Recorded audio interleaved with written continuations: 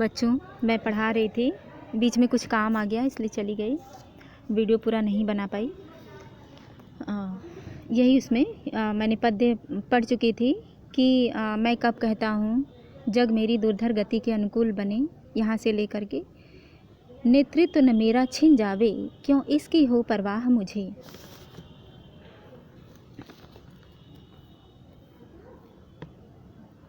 मैंने आहुति बनकर देखा शीर्षक कविता के माध्यम से कवि यह स्पष्ट करते हैं कि वे कहते हैं कि मैंने अपने जीवन में किसी भी प्रकार के कष्टों से छुटकारा पाने की आकांक्षा कभी नहीं की। कहते हैं कि मैं बिल्कुल नहीं चाहता कि मेरा जीवन सूखा रेगिस्तान नंदनकानन अर्थात देवताओं के वन के समान सदैव खिले रहने वाले पुष्पों से महक उठे, मतलब अर्थात मेरा जीवन सुखों से भरा रहे। कहने का मतलब आनंद कानन से मतलब है कि देवताओं के वन के समान, है ना, नंदन कानन। अर्थात वे कहते हैं कि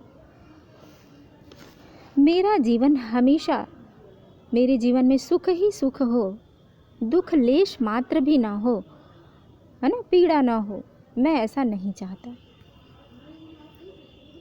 अब मैंने आहुति बनकर देखा है, इसका मतलब ही ये हुआ कि मैंने स्वयं, आहुति का मतलब ये होता है कि यज्ञ में आहुति जो सामग्री यज्ञ में डाली जाती है, जलने के बाद सामग्री जो अंदर जाती है यज्ञ में, उस अग्नि में जब वह जल जाती है तो उसे उस अग्नि की पीड़ा का एहसास होता है। उस वस्तु को, जो सामग्री उस यज्ञ में डाली गई होती है, उसी तरह से कवि भी कहता है कि मैं भी उसी आहुति की भांति अपने इस जीवन में, है ना, दुखों में, पीड़ा में रह करके जीवन को देखना चाहता हूँ। जिस तरह से हवन की जो सामग्री है वह आहुति में जाने के बाद, है ना, अग्नि की ज्वाला का उसे एहसास होता है, उसी तरह से मुझे भी दुख और पीड़ा झेलने के बाद ही, संघर्ष के बाद ही जीवन के असली आनंद का एहसास होता है, यानी जीवन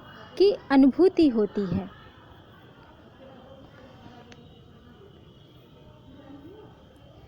उनका मानना है, कहते हैं कांटा कठोर है, तीखा है ना, कांटा कठोर है, तीखा है, उसमें उसकी मर्यादा है। मैं कब कहता हूँ वह घटकर प्रांतर का ओछा फूल बने। कहते हैं कि जिस प्रकार कांटे की श्रेष्ठता उपवन के, है ना, उद्यान के तुच्छ फल में परिवर्तित हो जाने में नहीं है, बल्कि उसके कठोरपन एवं नुकीलेपन में है ना। अगर कांटा नुकीला ना हो, कठोर ना हो, तो फिर कांटा कैसा, तब तो वह भी फूल बन जाएगा, कांटा का अस्तित्व ही घट जाएगा, समाप्त हो जाएगा।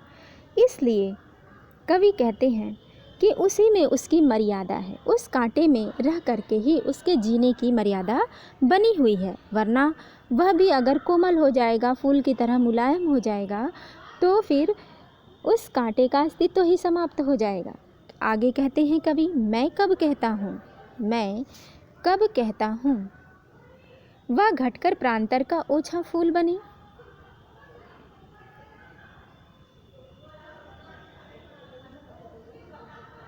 जीवन की सार्थकता संघर्ष एवं दुखों से लड़ने में है ना।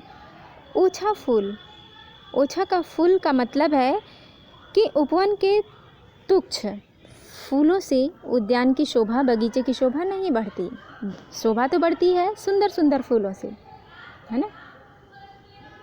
अब कांटा तो फूल हो नहीं जाएगा, इसीलिए कहता है कि मैं घट करके एक फूल बन करके, ओछा फूल बन करके अपने अस्तित्व को क्यों मिटाऊं। तो उसी तरह से, और उससे उद्यान की शोभा भी नहीं बढ़ पाएगी, इसलिए मैं कांटा ही बना रहना चाहता हूँ।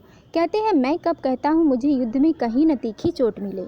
वो कहते हैं कभी कि युद्ध भूमि से बिना कोई चोट खाए लौट आए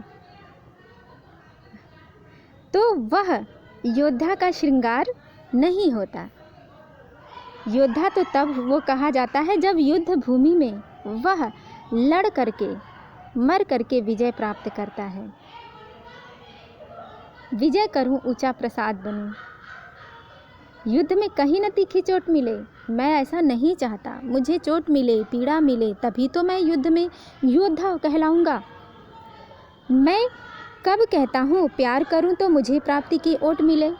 कवि आगे कहते हैं कि मैं जीवन को प्यार करूँ, प्रेम करूँ जीवन से, और जिस किसी से भी मैं इस संसार में, इस अपने जीवन में जिस किसी से प्रेम करूँ तो उसके बदले मुझे प्रासाद मतलब फल होता है, उस कर्म का फल मुझे प्राप्त हो जाए क्षण भर, मैं यह नहीं चाहता। ठीक है, ऐसा नहीं है कि मैं किसी से प्रेम करूं और बदले में मुझे भी उससे प्रेम ही प्राप्त हो। किसी के लिए मैं सुख कल्याण की इच्छा रखूं और बदले में वह भी मुझे वही दे, ऐसा तो नहीं होता। होता है ऐसा? नहीं होता है। क्योंकि अक्सर यही होता है कि आप किसी की भलाई करते हैं लेकिन दूसरा वाला भी उसी भावना से आपकी भलाई नहीं चाहता। तो वही कवि कहते हैं कि मैं बस अपना जीवन, है ना, दुख संघर्ष से पूर्ण करना चाहता हूँ, जीना चाहता हूँ। मुझे सुख और कल्याण की प्राप्ति की इच्छा नहीं है। मैं कब कहता हूँ विजय करूँ, मेरा ऊंचा प्रासाद बने। कवि कहते हैं कि प्यार का प्रतिफल भी नहीं चाहता, अरे वह दुनिया के वैभव एवं सुविधाओं का भी आकांक्षी नहीं है। वे कहते हैं कि मैं विजय करूं, मेरा ऊंचा प्रासाद बने। दुनिया की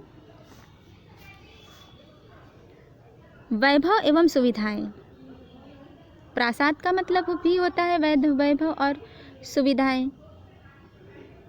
मुझे नहीं इच्छा है उसकी, उन सुविधाओं की जो संसार में लोग जिसके आकांक्षी होते हैं। अपने जीवन में इतना महान भी नहीं बनना चाहता कि लोग हमेशा उसे श्रद्धा की दृष्टि से ही देखें, लोग उसे सम्मान एवं आदर के भाव से ही निहारें। अर्थात कवि जीवन का मार्ग हमेशा प्रशस्त रहे और उस जीवन में चाहे जो भी मिले, दुख मिले या सुख मिले, या सदा ही किए गए कार्यों की प्रशंसा ही हो, उसमें आलोचना भी सहनी पड़े, संघर्ष भी झेलने पड़े, यही मैं चाहता हूँ। आगे भी कहते हैं कि या पात्र जगत की श्रद्धा की मेरी धुंधली सी याद बने। पात्र जगत की सफलता एवं श्रेष्ठता से परिपूर्ण जीवन की भी मुझे कामना नहीं है। पात्र जगत, इस संसार का ऐसा पात्र, ऐसा व्यक्ति बनूं कि जिससे लोग मुझे श्रद्धा की दृष्टि से देखें, मेरी धुंधली सी याद बने, उसी में मैं खुश हूँ। बल्कि मेरी एक धुंधली सी याद ही बने या न भी बने तो मुझे उसकी परवाह नहीं है। पथ मेरा रहे प्रशस्त, सदा क्यों विकल करे यह चाह मुझे। कवि आगे कहते हैं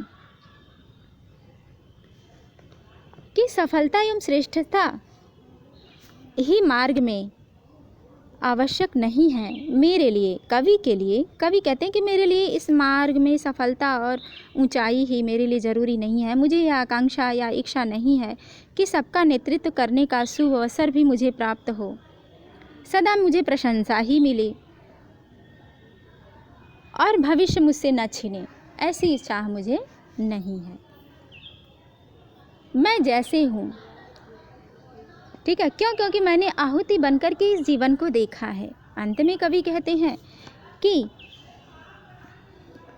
जिसकी अधिकांश लोग कामना करते हैं इस संसार में, है ना, अधिकांश लोग सबके किस इच्छा की कामना करते हैं, कौन सा जीवन चाहते हैं कि मैं सुखपूर्वक, है ना, मुझे यश भी प्राप्त हो, मैं कर्म भी करूं तो कोई बाधा ना आए और ज़्यादा दिन तक भविष्य में, है ना, इस संसार में लोगों के हृदय में जीवित रहूं। तो परहित की चिंता से व्याकुल हो, जो दूसरों के दुख को अपना समझकर उसे दूर करने की कोशिश करे। कवि की इच्छा तो अलग ही है। वे कहते हैं ऐसे सामान्य व्यक्ति के जीवन के रूप में जीने के लिए प्रस्तुत करना चाहता है मेरा जीवन ऐसे लोगों के लिए प्रस्तुत है जो परहित की चिंता से व्याकुल होता है, दूसरों की चिंता से जो व्याकुल होता है, जो दूसरों के दुख को अपना समझकर उसे दूर दूर करने की कोशिश करता है और जो देश एवं समाज के हितों की पूर्ति करने में काम करता है। ऐसा ही जीवन मुझे पाने की इच्छा है।